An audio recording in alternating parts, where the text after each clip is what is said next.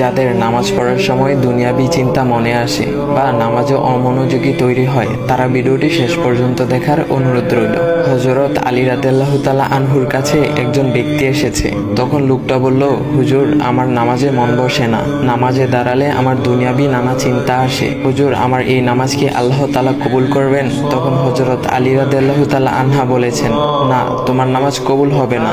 তখন লোকটা মনে অনেক কষ্ট নিয়ে চলে যাচ্ছেন। এমন সময় রাসূল সাল্লাল্লাহু আলাইহি ওয়াসাল্লাম এসে হযরত আলী রাদিয়াল্লাহু তাআলা আনহুকে জিজ্ঞাসা করলেন, ইয়া আলী, আপনার কাছে লোকটা কেন এসেছিল? এসে দেখি মন খারাপ করে চলে গেল। কেন, কি হয়েছে আমাকে বলুন। তখন আলী রাদিয়াল্লাহু তাআলা আনহু বলেন, তিনি আমার কাছে জানতে এসেছেন যে নামাজে দুনিয়াবি চিন্তা আসলে নামাজ হবে কিনা। আমি বলেছি, না, তোমার নামাজ কবুল হবে না। রাসূল সাল্লাল্লাহু আলাইহি ওয়াসাল্লাম তখন বলেন, ইয়া আলী, আপনাকে আমি একটা চাদর উপহার দিতে চাই, তবে একটা শর্ত আছে। আলী রাদিয়াল্লাহু তাআলা আনহু খুশি হয়ে বলেন, ইয়া রাসূলুল্লাহ, কি শর্ত তা বলুন, আমি আপনার সকল শর্ত মেনে নিব।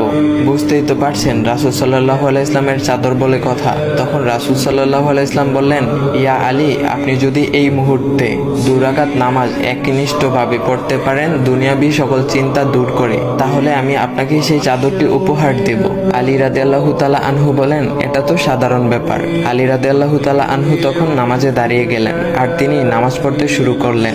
এমন সময় তার মনের মধ্যে শুধু ভাবনা চিন্তা আসতে শুরু করলো, আচ্ছা, আমাকে যে রাসূল সাল্লাল্লাহু আলাইহি ওয়াসাল্লাম যে চাদরটা দিবেন, সেটা কি ফাতিমার চাদর নাকি রাসূল সাল্লাল্লাহু আলাইহি ওয়াসাল্লামের? আচ্ছা, চাদরখানা দেখতে কেমন হবে?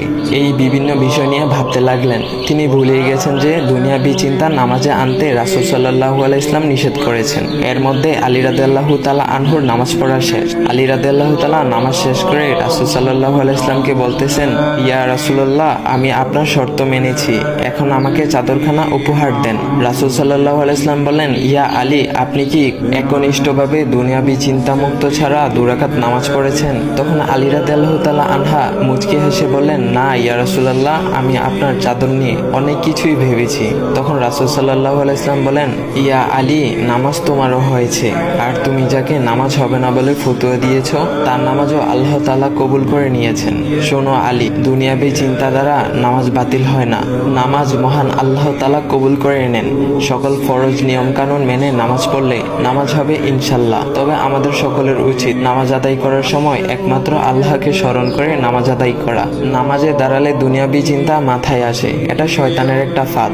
আল্লাহ তাআলা আমাদের সকলকে শয়তানের কুমন্ত্রণা থেকে হেফাজত রাখুক এবং সঠিকভাবে মনোযোগের সাথে নামাজ আদায় করার মতো তৌফিক দান করুক। সবাই বলি আমিন। চাইলে ভিডিওটা আপনি অন্যদের কাছে শেয়ার করতে পারেন, এতে অন্যদের ভুল ভ্রান্তিগুলো দূর হবে।